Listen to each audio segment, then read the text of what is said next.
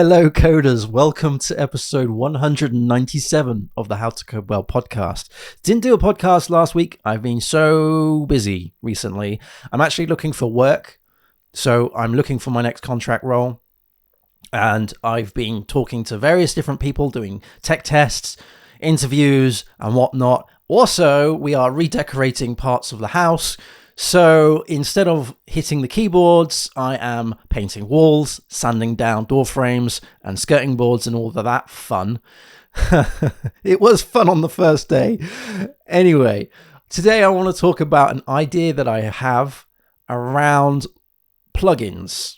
Okay? Here, stay with me. Just don't go, whoa. You're going to be talking about WordPress in a minute. I just know, and I'm going to drop off. I am going to be talking about WordPress, but other things as well. So please stay with me here. So with me, when I have quote unquote downtime, when I'm not actually doing anything to do with code, as in I'm painting a wall, right? I suddenly get all of these ideas flooding into my head. And I'm going to be talking about one of these ideas, and I want to get this out of my head and into the YouTube world, into the podcast world, because that's kind of going to be my way of putting it onto this tech pile of shame that I've got, or the side projects of shame, because I know deep down that I probably won't have any time to do this idea, because it's going to take a long time to do. But if anybody has some time and they want to improve their CV and they want to prove that they can work with various different frameworks all at the same time, then this is the idea for you. Okay, let's get into it. So we were talking about WordPress, and I'm going to try not to use the word WordPress so much because I know that some of my audience don't particularly like WordPress. I think it's awesome, but whatever.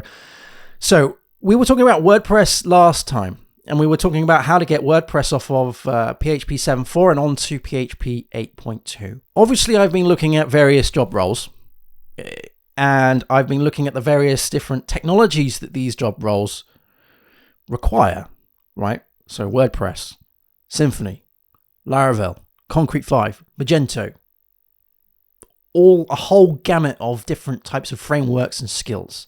And of course, these roles will say, I want experience, X amount of years worth of experience in this, X amount of years of experience in that. Okay. For me, because I've been a developer for the best part of 20 years, right? 2 decades.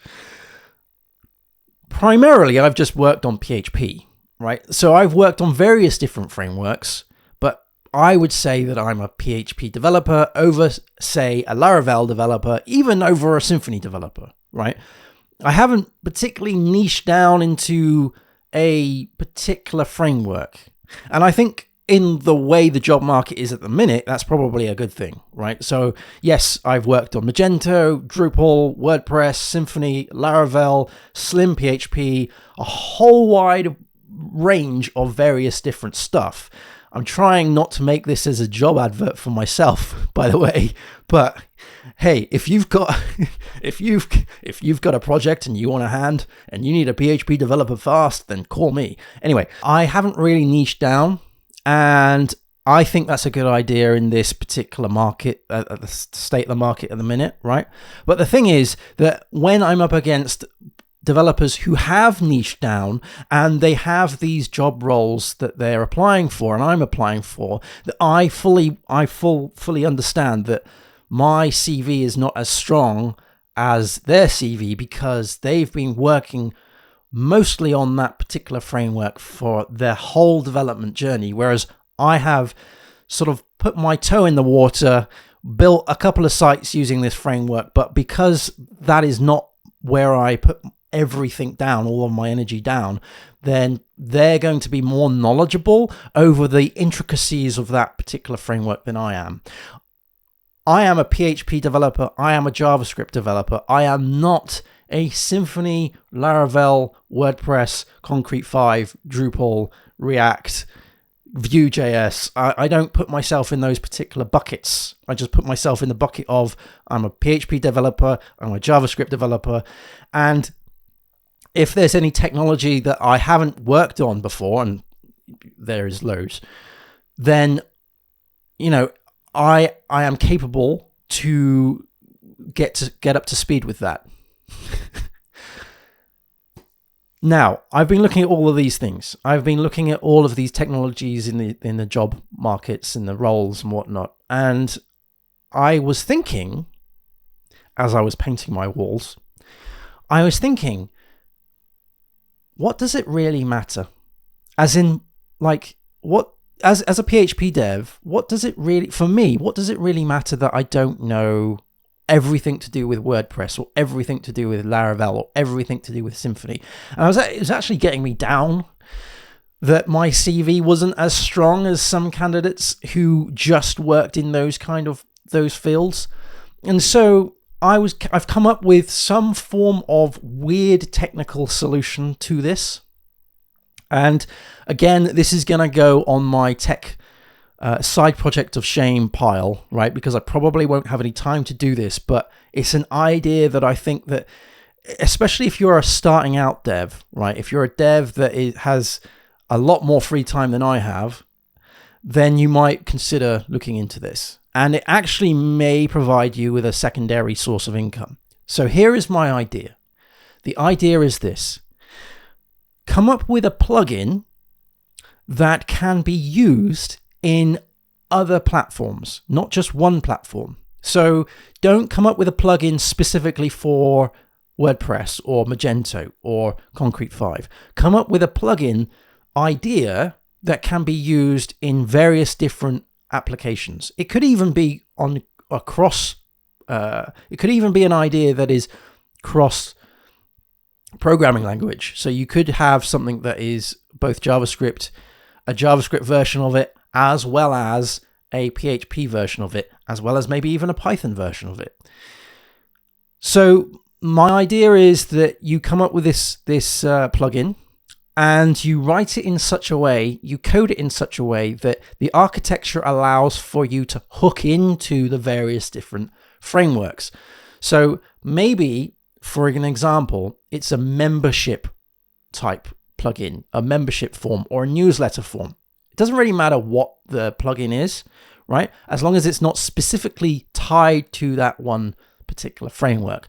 But what you would do is you would write the core of that, the core code, and then on top of that, you would have a layer or layers that hook into the various different frameworks that you're going to provide.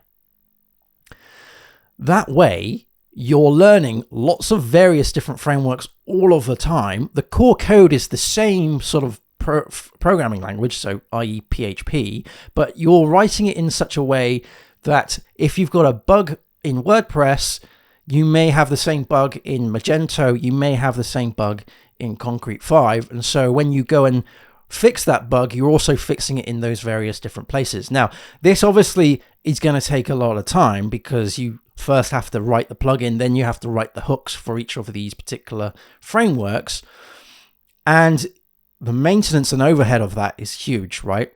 So this is why it's already going on to my tech pile of shame here, my side projects of shame, because I probably won't have any time to do this. But had I had this idea earlier on in my career, that would have been awesome. Like, I'm going to build, I don't know, a particular piece of functionality, maybe if it was a utility or some form of social plugin, or even better, if I could start working on e-commerce stuff. So maybe it's a plugin that maybe does shipping calculations for various different delivery couriers, right?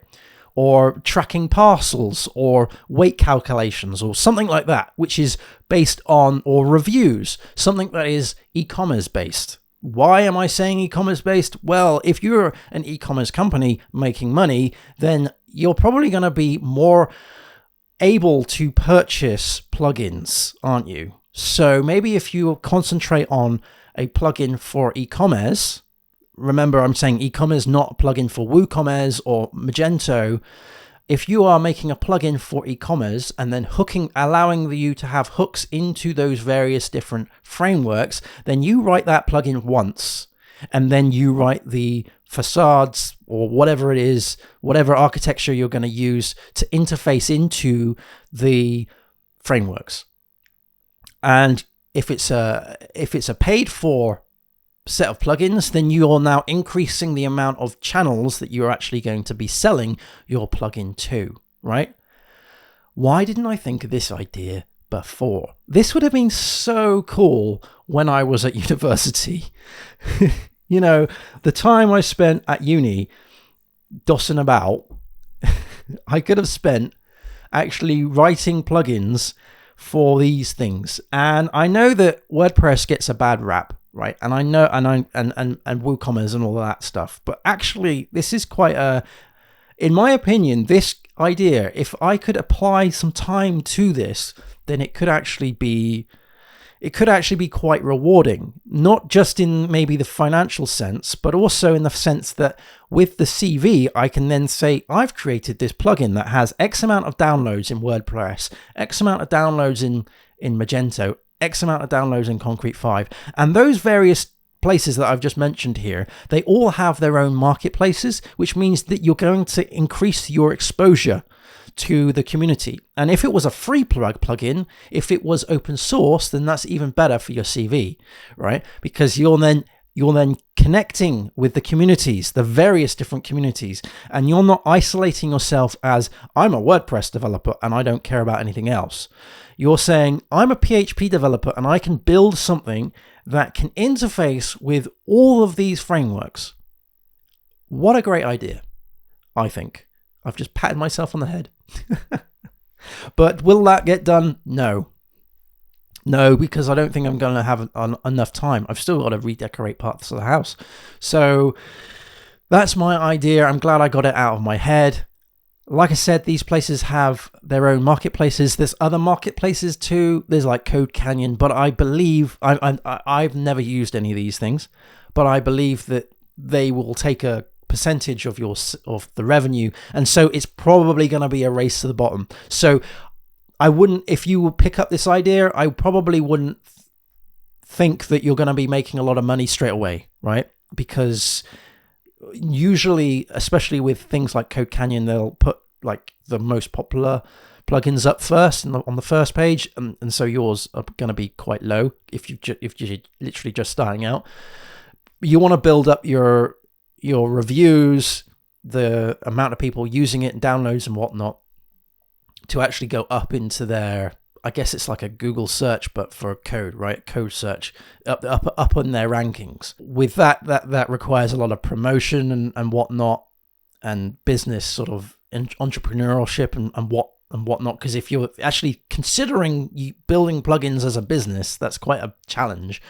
But I'm just thinking it for my CV, right? Because then I can say, hey, this thing that I've built is also capable of being used in these various different frameworks, and that means I hit a lot of technologies all at once. Now, how would I go about and build this? Because this sounds pretty awesome, but it sounds quite complicated too, and it is. What I would do is I would build the core amount of code, right, that isn't specifically opinionated to a particular framework, right? I would build the core code, put it in a GitHub repo, perhaps, have a continual integration pipeline to make sure the code works, right? So it's unit tested, it's got static analysis to it, it's got some compatibility checks because I want to get this onto 8.2, that kind of stuff. And then, or 8.3, and then I start building layers that work for WordPress, Magento, Concrete 5, and the rest of them, right? And if I was to do this with other programming languages, then I would also want to make something for React or Vue.js or whatnot. But perhaps if the thing that I was doing interfaced into maybe some third-party APIs and whatnot, I would write API clients for those particular programming languages, like my own SDK, for example. This is where you can see that this idea is starting to grow legs. And then maybe what I would do is come up with a feature list, and then I would perhaps halve that feature list and say, well, this is a free version, right? And then the paid version will have all the rest of the features. And then I would put in some form of license key for that. So yeah, this is going to take a while. This isn't a quick piece of work. But I just thought that with these CVs that I'm writing, because I'm writing CVs that are tailored to the particular jobs, right? I have a boilerplate CV, and then I have CVs that I send out to these specific jobs. Because if I was to put in every single technology that I've ever used in my CV would be very, very, very, very tediously long, right? So you want to kind of set your CV to mimic the role that you're applying for, right? So you want to be putting the technologies that you have used before, as well as the technologies that they need, at the forefront of the CV. But there comes a time when one company wants more technology than other technology, or wants this particular version and the other company doesn't, right? And so it gets a little bit tricky. But if I could say, hey, this plugin has this amount of downloads in WordPress, this amount of downloads in Magento, this amount of downloads in Concrete 5, and it's open source, and it's got this amount of people contributing to it, then that would put me in good stead. But will this get done? No, it won't. Please let me know, though, if you consider this a good idea or a bad idea. Let me know your thoughts. You know, we couldn't do this before Composer, not easily. Composer is an amazing tool for PHP. It doesn't get enough credit, I don't think. But with Composer, you can actually start creating projects that have this level of flexibility. Now, with all good ideas, there are downsides. And the one big downside I can see to this is that, will people want to download a plugin that has hooks for other frameworks? You know, it's just bloat. So there might have to be some form of intelligence to work out that this is going to be built for WordPress, this is going to be built for Magento, and so don't include this code, don't include that code. So it'll have to be a very interesting, shall we say, deployment pipeline where you're deploying it to the various different things. But this actually makes me think. Ages ago, I used to write applications for mobile phones. So I used to write things for the Google Play Store and the Apple App Store. And I would write the code in, say, Titanium, Alloy.js, and you would write the code once, and then you would tell your system to package that up for those various different platforms. So iOS and Android, right? So it's kind of similar to that. So your deployment would be like, okay, I'm now going to zip this up for WordPress, and therefore I'm not going to include any of the hooks that are required for Concrete 5. You would have to properly test that within those environments, right, to make sure that they are working and you're not actually forgetting anything during your build process.